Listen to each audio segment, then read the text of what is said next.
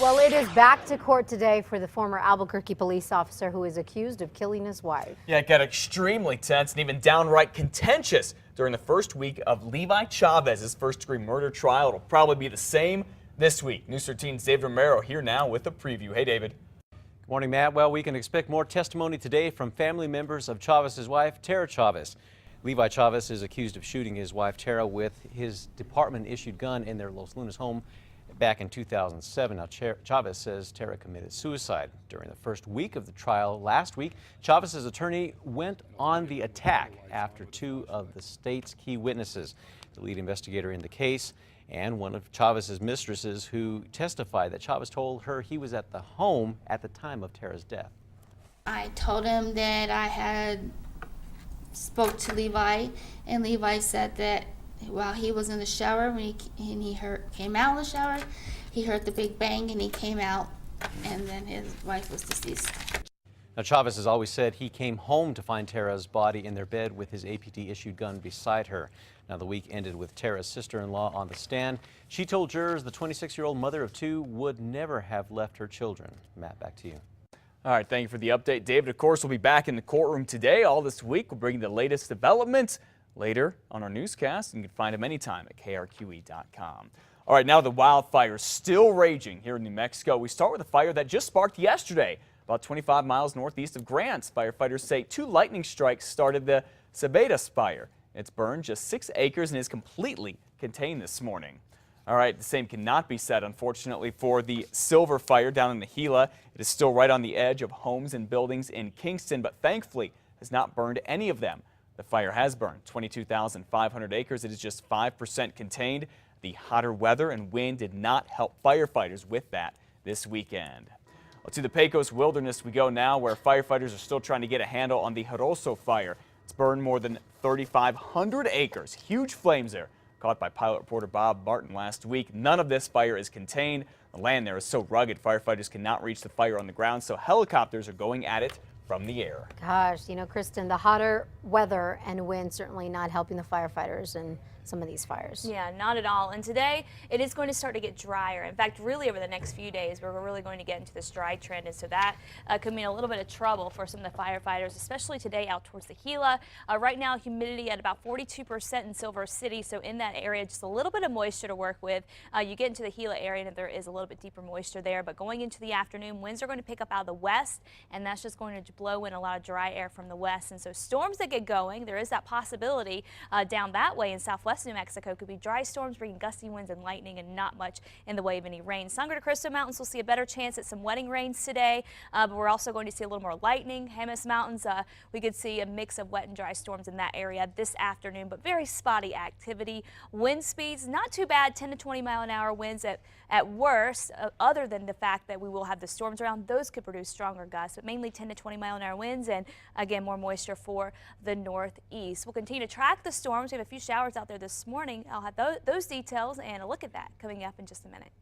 The man accused of trying to kidnap a little girl last month is expected in court this morning. You may remember David Hernandez here. He is accused of pulling a 4-year-old girl into his car at her apartment complex in Albuquerque back on May 15th. Well, according to the girl's mother, Melissa Torres, her daughter was out playing in the front of the apartment on 12th and Indian School when the suspect grabbed the girl and drove off.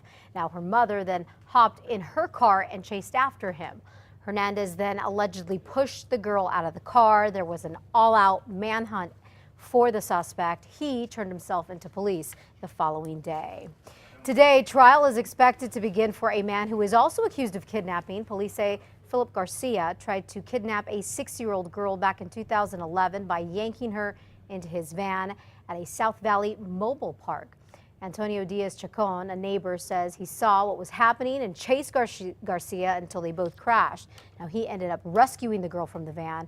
Police say the suspect tried to hide a roll of tape and straps when they arrested him. All right, thank goodness for that neighbor there. All right, and here's a story. An elderly woman in Albuquerque thankfully is doing a little bit better this morning after a very scary weekend. Yeah, listen to this. 89-year-old Shirley Adams here says 2 men came to her home asking for water during the day, but she didn't let them in. Later that night, Shirley woke up to shining, flashing lights. Now, she says that the 2 men, 29-year-old John Lujan and 19-year-old Andrew Mondragon, had let themselves in. I said, "No, my husband is older and please don't hurt him." Well, Adams says she begged the men not to harm her 94-year-old husband, who was still sleeping. She says the two locked her in another room and ransacked the home. Well, Adams managed to break out of the scream, climbed out of the back window, barefoot into a bush. She then climbed over a 6-foot fence and fell into her neighbor's yard. The neighbors called police, who arrested the two men. Adams suffered minor injuries, but is just grateful that her and her husband are okay. Both of these guys are still in jail. Police say it is unclear how the men got in the first place. All right, thank goodness for adrenaline there. All right, the State Environment Department says a company was negligent in cleaning up after itself, and it resulted in the death of a family's pet. Now it's been ordered to make some changes or pay some big bucks. We first told you a very heartbreaking story of Max 2 months ago on special assignment. Max was out with his owners getting some fresh air in Socorro when he fell into an unfenced tar pit right here. Max died a few days later. His owners say it was because of the contamination. State investigators found the asphalt company, Blue Collar Construction, also dumped a similar black substance straight into an arroyo. Test results show the material is asphalt and considered non-hazardous, but the state says the company broke rules by not properly dumping it all in a landfill. If the substance or any substance got into the well water or groundwater, it could be very hazardous to the public. The company must give the state a cleanup plan before the end of this month or pay some hefty fines. You can watch this entire story at KRQE.com or check it out tonight at 9 on 2 Casa Fox. Deputies are asking hikers in southern Colorado to keep a lookout this summer for any signs of a missing teen. Dylan Redwine went missing from his dad's Vallecito home back in November. Deputies have searched Vallecito Reservoir a number of times but have come up empty-handed. They are hoping anyone who hikes in that area will keep an eye out for pieces of clothing perhaps or anything unusual. Dylan was last seen wearing a black shirt, black shorts, and a Duke blue devil's cap. Deputies say if you find anything, don't touch the area. Instead, tell the La Plata County Sheriff's Office. All right, hopefully they find some sign of him. You know, the parents have been on Dr. Phil. Case has gotten a lot of attention, even national attention, but still no clues, nothing. We hope he's okay.